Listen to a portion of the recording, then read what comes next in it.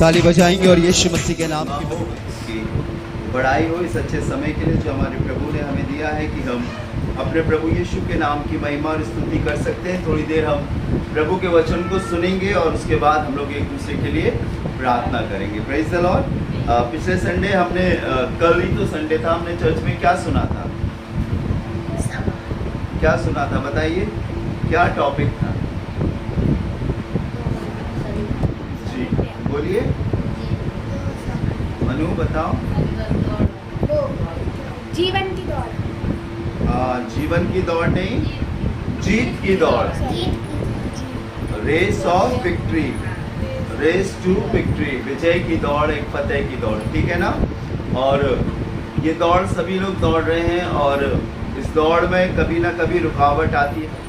तो हर इंसान जो इस दुनिया में है वो दौड़ रहा है। हर इंसान जो इस दुनिया में अपने जीवन को जी रहा है वो किसी ना किसी क्षेत्र में दौड़ लगा रहा है। कोई अपने पारिवारिक ज़िंदगी में है, कोई अपनी रूहानी ज़िंदगी में है, कोई अपने कामों में है, कोई अपनी जिम्मेदारियों में है। और कई बार लोग हार जाते हैं, कई बार निराश हो जाते हैं, कई बार जिस्म साथ नहीं देता।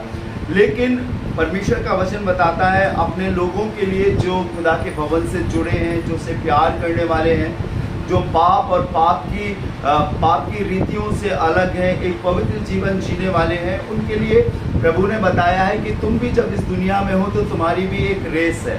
ठीक है ना, मेरी तरफ ध्यान देंगे सभी लोग। तुम्हारी भी एक रेस है और इस रेस में बहुत सी बाधाएं हैं, बहुत सी रुकावटें हैं, लेकिन तुमको ऐसे दौड़ना है कि तुमको जीतना है।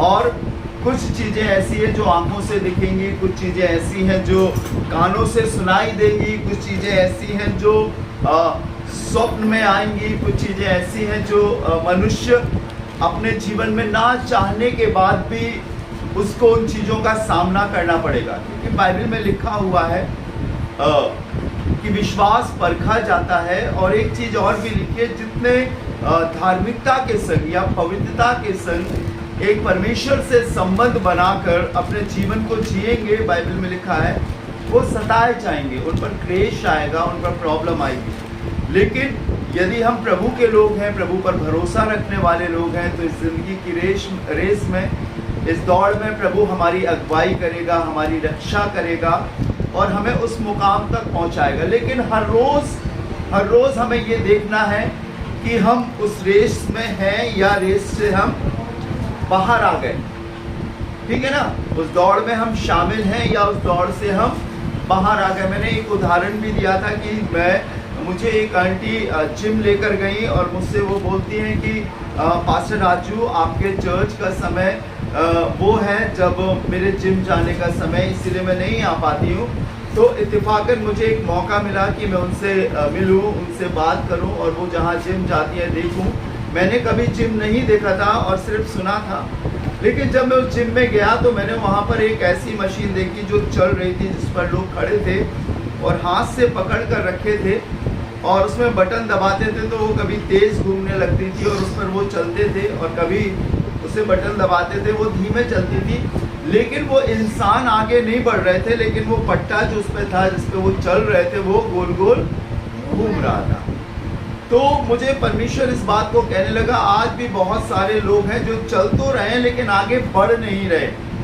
उनका जीवन जैसा पहले था वैसे ही आज भी है, कोई परिवर्तन नहीं है उनकी चिंताओं में, उनके घरेलू जीवन में, आत्मिक जीवन में कोई फर्क नहीं है। वो बाइबल भी पढ़ते हैं, वो चर्च भी जाते हैं, वो झूठ भी बोलते हैं, वो गाली भी देते हैं, वो प्रार्थना भी करते हैं, वो दोष भी लगाते हैं, वो लड़ते भी हैं, वो उपवास भी रखते हैं, वो गुड फ्राइडे को भी आते हैं, वो ईस्टर को भी आते हैं, वो पास्टर को भी अपने घर में बुलाते हैं और वो मुकदमे भी करते हैं, वो एक दूसरे पर एलिगेशन भी लगाते हैं।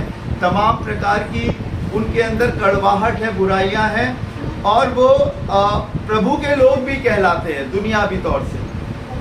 मतलब कि उनके जीवन में वो सारे रिवाज, वो सारी परंपराएं, वो सारी चीज़ें तो हैं, लेकिन बदलाव नहीं है। क्या नहीं है? बदलाव नहीं है। आज भी जब वो किसी से बात करते तो मुंह से गालियां निकल जाती हैं, आज भी वो अपनी पत्नी की, आज भी वो अपने पति की, आज भी वो अपने रिश्तेदारों पर दोष लगाते हैं और चर्च भी आते हैं। मतलब वो दौड़ रहे हैं पर अपनी उन संसारिक अभिलाषा और रीतियों पर जय प्राप्त नहीं कर रहे हैं। दौड़ तो रहे हैं पर विजय की दौड़ नहीं है, एक जीत की दौड़ नहीं है, एक पापों पर जय प्राप्त करने की दौड़ नहीं है। बाइबल में लिखा है, बुराई से न हारो परंतु भलाई से बुराई को जीत लो। इधर देखिए बेटा, कहीं मत देखिए, बच्चे हैं आप, इधर उधर फोकस मत कीजिए, इधर ही देखिए। बुराई से न हारो परंतु भलाई से बुराई को जीत लो। ये दौड़ शायद हम नहीं समझ पा रहे हैं और इस दौड़ के अंत में कहीं ना कहीं हमें प्रतिफल मिलेगा। अगर आप पढ़ें बाइबल में से मेरे लिए पहला कुरिन्थियों उसका 9वां अध्याय उसका 24वां पद पढ़ें। पहला कुरिन्थियों 9वां अध्याय और उसका 24वां पद पढ़ें। देखिए क्या लिखा हुआ है। क्या तुम नहीं जानते कि दौड़ में तो दौड़ते सब ही हैं, कि दौड़ में तो दौड़ते सब ही हैं, परंतु इनाम एक ही ले जाता है। परंतु इनाम एक ही ले जाता है। तुम वैसे ही दौड़ो, तुम ऐसे ही दौड़ो कि जीतो। यहाँ पर लिखा है दौड़ते तो बहुत से, पर इनाम कितनों को मिलता है? एक को मिलता है। यहाँ पर सेकंड और थर्ड नहीं है। कहते ना जब रेस होती है तो फर्स्ट कौन आया, सेकंड कौन आया, थर्ड कौन आया। यहाँ सेकंड और थर्ड नहीं है, यहाँ पर सिर्फ क्या है? फर्स्ट, पहला। और आज जो हम जीवन जी रहे हैं, क्या हम कह सकते हैं कि प्रभु के द्वारा हमें अनंत जीवन मिलेगा या अनंत नरक मिलेगा? हम किस दौड़ में शामिल हैं? हमारे जीवन में क्या चीज है? हम परिस्थितियों को देखकर डर जाते हैं, घबरा जाते हैं। सपन्या ने बहुत अच्छा लिखा है, अगर आप पढ़ना चाहें मेरे संग सपन्या नबी की किताब उसका 3रा अध्याय और उसके 7वें पद से पढ़िएगा। सपन्या नबी की किताब 3रा अध्याय 7वें पद से पढ़िए जी। क्योंकि चाहे 3रा अध्याय 17वां पद, तेरा परमेश्वर यहोवा सपन्या 3रा अध्याय 17वां पद। सपन्या पढ़ रही हैं? हबक्कुक पढ़िए, सॉरी हबक्कुक उसका 3रा अध्याय उसका 17वां पद। हबक्कुक उसके आगे मिलेगा, उसका 3रा अध्याय 17वां। क्योंकि चाहे अंजीर के वृक्षों में फूल ना लगे, सुनिएगा बहुत गौर से, क्योंकि चाहे अंजीर के वृक्षों में फूल ना लगे और ना दाखलताओं में फल और लगे, दाखलताओं में फल लगे और ना दाखलताओं में फल लगे, जलपाई के वृक्ष से केवल धोखा पाया जाए और खेतों में अन्न ना उपजे, भेड़शालाओं में भेड़ बकरियां न रहें और न थानों में गाय बैल हो, तो भी मैं यहोवा के कारण आनंदित और मगन रहूंगा और अपने उद्धारकर्ता परमेश्वर के द्वारा अति प्रसन्न रहूंगा। समझ रहे ना, ये एक ऐसी दौड़ है जो हमारी संसारिक स्थिति को दिखाती है। और यहाँ पर लिखा है चाहे अंजीर के वृक्षों में फूल ना लगे, दाखलताओं में फल ना लगे, जलपाई के वृक्ष से केवल धोखा पाया जाए और खेतों में अन्न ना उपजे और भेड़शालाओं में भेड़ बकरियां ना हो और खानों में गाय बैल ना हो। सब कुछ नेगेटिव। एक विश्वासी के लिए, एक प्रभु के जन के लिए सब कुछ नेगेटिव ऐसा हो जाए कि कुछ भी अब उसके लिए पॉसिबल नहीं है, कुछ भी संभव नहीं है। एक दयनीय स्थिति लगे कि वो क्या लगे, क्या ऐसी स्थिति में आप अपनी दौड़ को रख सकते हो आगे, बढ़ा सकते हो आगे? क्या आप कह सकते हो प्रभु मुझे संसारिक चीजों से कोई भी मोह नहीं, कोई भी इच्छा नहीं, मैं एक सत्य के मार्ग पर सत्यता से आगे बढ़ना चाहता हूँ? जैसे इसने कहा तो भी मैं यहोवा के कारण आनंदित और मगन रहूंगा और अपने उद्धारकर्ता परमेश्वर के द्वारा अति प्रसन्न रहूंगा। आगे पढ़िए। यहोवा परमेश्वर मेरा बलमूल है और मेरे पांव हिरनियों के समान बना देता है। वो मुझको मेरे ऊंचे स्थानों पर चलाता है। लिखा है यहोवा मेरा बलमूल, अर्थात इस दौड़ में जब सब कुछ नेगेटिव है, सब कुछ विपरीत है, ये कहता है यहोवा मेरा क्या है?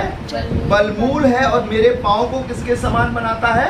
हिरणी के समान। हालेलुया। उस दौड़ में वो बल देता है, वो ताकत देता है और पाँव को और हमारे आत्मिक जीवन को ऐसा बनाता है कि हम इस दौड़ को जीतें।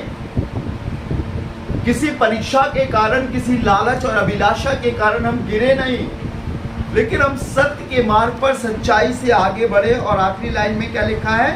वो मुझको मेरे ऊंचे स्थानों पर चलता है। कहाँ पर? ऊंचे स्थानों पर। एक वो स्थान है जहां पर आम इंसान चलता है, एक वो स्थान है जहां पर दुनियावी लोग चलते हैं, जहां धोखा है, फरेब है, लालच है, गालियां हैं, दोष लगाना है, झूठ है, चोरी है, पाप है। लेकिन बाइबल में क्या लिखा है? वो मुझको कौन से स्थान पर?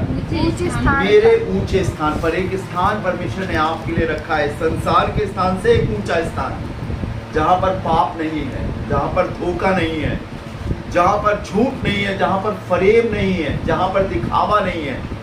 मालूम क्यों? क्योंकि वो हमसे प्यार करता है। और जब हम अपनी रेस को, अपने जीवन की सभी बातों को उसके हाथों में सौंपते हैं, प्रभु आगे बढ़ाता है, प्रभु उन्नति देता है, प्रभु हर एक उन कामों में जो मनुष्य के जीवन में जरूरी है फतेह बख्शता है। आप देखो, आप परमेश्वर के भवन से जुड़े हुए लोग हो, आपका जीवन संसार का सा नहीं होना चाहिए, आपके जीवन में पाप नहीं होना चाहिए, आपके जीवन में संसारिक अभिलाषाएं नहीं होना चाहिए, आपके जीवन में वो होना चाहिए जो प्रभु दे रहा है, एक ऊंचा स्थान। कुलुस्सियों की किताब उसके 3 अध्याय में लिखा है कि वो अपने लोगों को ऊंचे स्थानों में रखता है, पवित्र स्थानों में रखता है, संसार से निकाल कर अलग। हम जिस दौड़ को दौड़ रहे हैं, हम रह तो रहे जिस्मानी रूप से इस संसार में, लेकिन हमारी दौड़ परमेश्वर में। हालेलुया। और वो दौड़ एक ऐसी दौड़ है। पढ़िएगा, देखिए क्या लिखा हुआ है। प्रकाशित वाक्य 2 अध्याय, आखिरी किताब है बाइबल की, और उसका 10वां पद पढ़िए, देखिए क्या लिखा है। प्रकाशित वाक्य 2 अध्याय। जो दुख तुझको झेलने होंगे, सुनिएगा, लिखा है जो दुख तुझको झेलने होंगे उनसे मत डर, क्योंकि देखो शैतान तुम में से कितनों को जेल खाने में डलवाने पर है, ताकि तुम परखे जाओ। हाँ, और तुम्हें 10 दिन तक कलेश तुम उठाना परखे होगा। जाओ और तुम्हें 10 दिन तक क्लेश उठाना पड़ेगा। प्राण देने तक विश्वासी रहे, प्राण देने तक विश्वासी रहे, तो मैं तुझे जीवन का मुकुट दूंगा। तो मैं तुझे जीवन का एक इनाम है। और वो विश्वास हमें उस समय तक रखना है जब तक हमारे शरीर में क्या है? प्राण है। और अगर हम जीते जी उस विश्वास की दौड़ से भटक गए तो हमें इनाम नहीं मिलेगा। कौन सा मुकुट है सुमन? जीवन का मुकुट। कौन सा मुकुट? जीवन का मुकुट है। और एक ऐसा जीवन का मुकुट है, बाइबल में लिखा है, इसी के आगे पढ़ते जाओगे तो लिखा है, जो जय पाए उसे मैं, जय पाए, हाँ बड़ी, दूसरी मृत्यु से हानि ना पहुंचे, उसको दूसरी मृत्यु से कोई भी हानि ना होगी। वो एक जयवंत शख्स होगा, एक विजयी शख्स होगा। तो हमें देखना है जिस दौड़ में हम दौड़ रहे हैं, छोटी छोटी चीजों में हम देखना, जहां हम काम कर रहे हैं, जहां हम रह रहे हैं, जिनके बीच में प्रभु ने हमें रखा है, हमें उन्हीं के बीच में अपनी दौड़ को पूरा करना है। हालेलुया। हमें विश्वास के मार्ग से भटकना नहीं है, हमें गंदी बात नहीं बोलना है, हमें गंदी चीज नहीं सोचना है, हमें गंदा किसी को सिखाना भी नहीं है। और ये हर रोज की दौड़ है। ये दौड़ सिर्फ पाँव की नहीं है, ये दौड़ हमारे मन की है, ये दौड़ हमारे देखने की है, ये दौड़ हमारे बोलने की है, ये दौड़ हमारे सोचने की है। और जब हम इन सारी चीज़ों पर फतेह प्राप्त करेंगे तो बाइबल बताती है परमेश्वर ने हमें, हमारे लिए एक जीवन का मुकुट रखा है, बहुत अच्छा स्थान रखा, और एक ऐसा स्थान रखा है, बाइबल में लिखा है, संसार उससे तुमसे कोई छीन नहीं सकता। और उसने लिखा है, मैं अपनी दौड़ पूरी कर चुका हूँ, अब मैं उस निशाने की ओर जो परमेश्वर ने मुझे दिया था मैं दौड़ चुका हूँ। अब मैं उस पदार्थ को पाऊँ जो खुदा ने मेरे लिए रखा है। हर एक इंसान को प्रभु एक दौड़ देता है, हमें देखना है हमारा जीवन कैसा है। अब हम बच्चे नहीं हैं, अब हम नादान नहीं हैं, अब हम समझदार हैं, हमें मालूम हो गया है भला क्या है, बुरा क्या है, पवित्र क्या है, अपवित्र क्या है। एक दूसरे के लिए प्रार्थना करो, एक दूसरे की हिम्मत अफजाई करो। अगर कोई आपको कष्ट दे तो उसे सह लो, अगर कोई आपके खिलाफ कोई षड्यंत्र रचे तो सह लो, क्षमा करो, प्रार्थना करो और धीरे धीरे आप उस दौड़ को पूरा करोगे। हालेलुया। संसार सोचेगा कि आप हारे हुए हो, नहीं, आप हारे हुए नहीं हो। आप परमेश्वर के वचन के अनुसार एक विजयी शख्स हो, एक जयवंत शख्स हो और प्रभु आपको बहुत आशीषित करेगा। आइए अपनी आंखों को बंद करेंगे, प्रार्थना करेंगे। राजाओं के राजा, प्रभु के प्रभु, हम आपका धन्यवाद देते हैं आपकी हर एक आशीषों के लिए, बरकतों के लिए, इस शाम के लिए प्रभु कि अपने लोगों के संग बैठकर आपकी अच्छी बातों को बांट सकते हैं। प्रभु इस कठिन समय में, कठिन दौर में प्रभु हम सीख सकते हैं प्रभु कि आप कितने भले हैं, कितने अच्छे हैं। प्रभु हमें दौड़ना सिखा, हमें एक विजयी दौड़ में शामिल कर खुदा। ये तेरे बेटे और तेरी बेटियां हैं प्रभु, तेरे बच्चे हैं खुदा, इनके साथ रहकर प्रभु तू इनकी मदद कर। जब ये गिर जाते हैं प्रभु तो इन्हें उठा, जब ये गलती करते हैं प्रभु आप इन्हें क्षमा करें, एक पवित्र जीवन दे प्रभु। ये बच्चे नादान हैं, नहीं समझते थे लेकिन अब समझ आ गई है प्रभु, आप सिखा रहे हैं। मेरी दुआ है कलीसिया का छोटे से छोटा जन एक मजबूत विश्वासी बने, एक पवित्र विश्वासी बने और संसार का सा जीवन ना जिए लेकिन एक अच्छा जीवन जी सके, एक पवित्र जीवन जी सके।